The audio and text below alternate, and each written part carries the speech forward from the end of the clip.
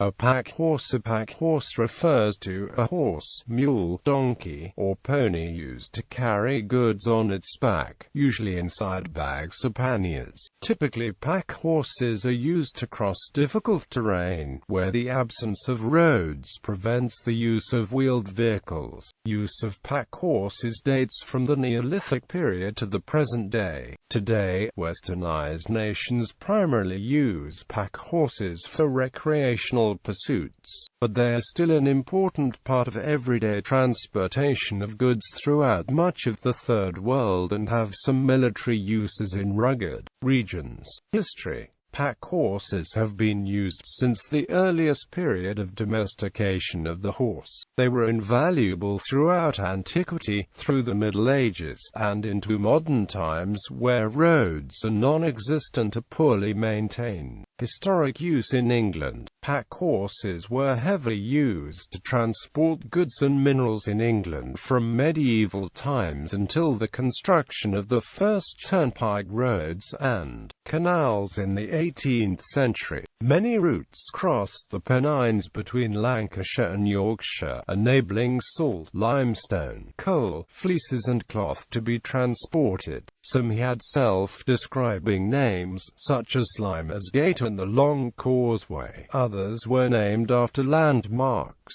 such as the Reddyshore Scout Gate and the Rapes Highway. The medieval paths were marked by wayside crosses along the routes. Mount Cross above the hamlet of Shaw in the Cliviger Gorge shows signs of Viking influence. The Vikings moved eastwards from the Irish Sea in about 950 AD.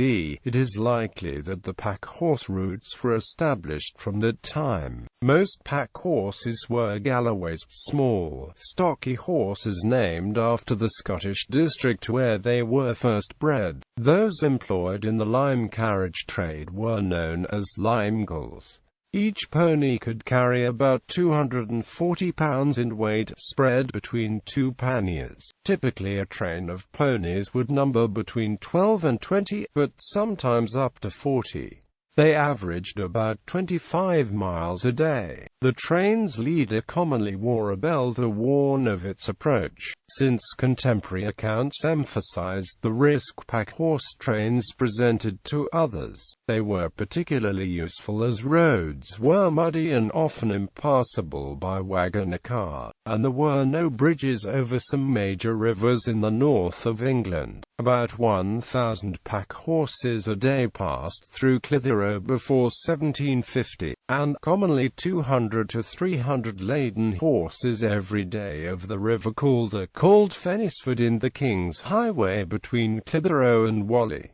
The importance of packhorse routes was reflected in jingles and rhymes, often made memoirs of the routes. As the need for cross-Pennine transportation increased, the main routes were improved, often by laying stone sets parallel to the horse track, at a distance of a cartwheel. They remained difficult in poor weather. The Reddyshore Scout Gate was notoriously difficult, and became insufficient for a developing commercial and industrial economy. In the 18th century, canals started to be built in England, and following the Turnpike Act 1773, metalled roads. They made the ancient packhorse routes obsolete. Away from main routes, the use persisted into the 19th century, leaving a legacy of paths across wilderness areas called packhorse routes. Roads are trails and distinctive narrow, low-sided stone-arch packhorse bridges, for example, at Marsden near Huddersfield. The packhorse is a common public house name throughout England. During the 19th century, horses that transported officers' baggage during military campaigns were referred to as bathhorses, from the French bat,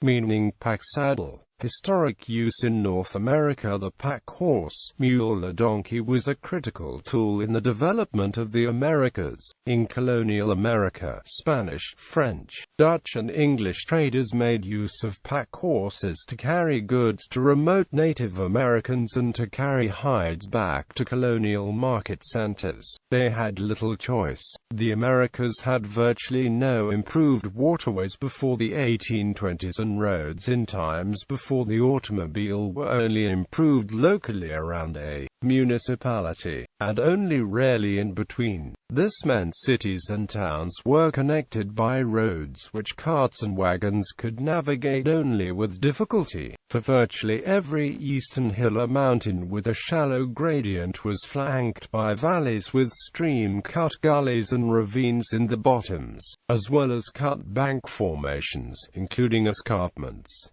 Even a small stream would have steep banks in normal terrains. By the 1790s, the Lehigh Coal Mining Company was shipping anthracite coal from Summit Hill, Pennsylvania to cargo boats on the Lehigh River using pack trains in what may be the earliest commercial mining company in North America. Afterwards, in 1818–1827, its new management built first the Lehigh Canal, then the Mauch-Chunkanam, Summit Hill Railroad, North America's second oldest, which used mule trains to return the 5-ton coal cars. The 4-hour climb the 9 miles back to the upper terminus. Mules rode the roller coaster precursor on the down trip to the docks, stables and paddocks below. The same company, as did its many competitors, made extensive use of sure-footed pack mules and donkeys in coal mines, including in some cases measures to stable the animals below ground. These were often managed by mule boys, a pay grade up and a step above a breaker boy in the society of the times. As the nation expanded west, pack horses, singly or in a pack train of several animals, were used by early surveyors and explorers, most notably by fur trappers, mountain men, and gold prospectors who covered great distances by themselves or in small groups.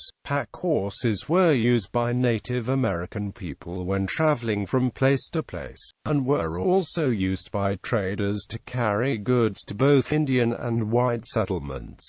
During a few decades of the 19th century, enormous pack trains carried goods on the old Spanish Trail from Santa Fe, New Mexico west to California. On current United States Geological Survey maps, many such trails continue to be labeled pack trail. Other historic uses: pack horses are used worldwide to convey many products. In feudal Japan, riding in a saddle was reserved for the samurai class until the end of the samurai era. Lower classes would ride on a pack saddle or bareback. Pack horses carried a variety of merchandise and the baggage of travelers, using a pack saddle that ranged from a basic wooden frame to the elaborate pack saddles used for the semi-annual processions of daimyo. Pack horses also carried the equipment and food for samurai warriors during military campaigns.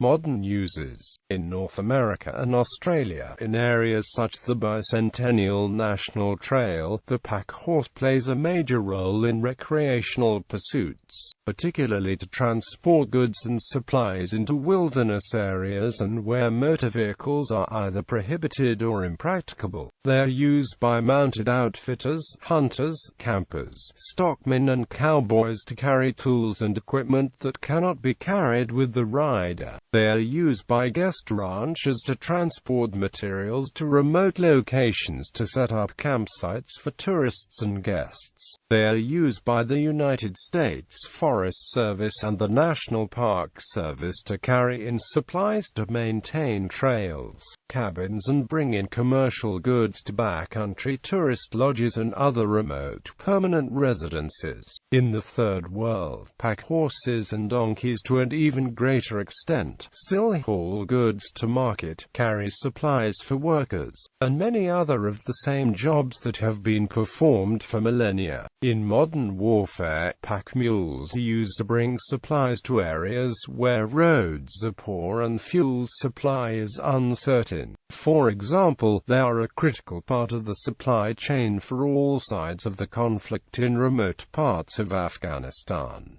Training and utilization. Foundation training of the pack horse is similar to that of a riding horse. Many, though not all, pack horses are also trained to be ridden. In addition, a pack horse is required to have additional skills that may not be required of a riding horse. A pack horse is required to be tolerant of close proximity to other animals in the pack string, both to the front and to the rear. The horse must also be tolerant of breeching, long ropes, noisy loads, and the shifting of the load during transit. Patience and tolerance is crucial. For example, while there are many ways that pack horses are put into a pack string, one method incorporates tying the halter lead of one animal to the tail of the animal in front of it, an act that often provokes kicking or bolting in untrained animals. Loading of a pack horse requires care. Weight carried is the first factor to consider.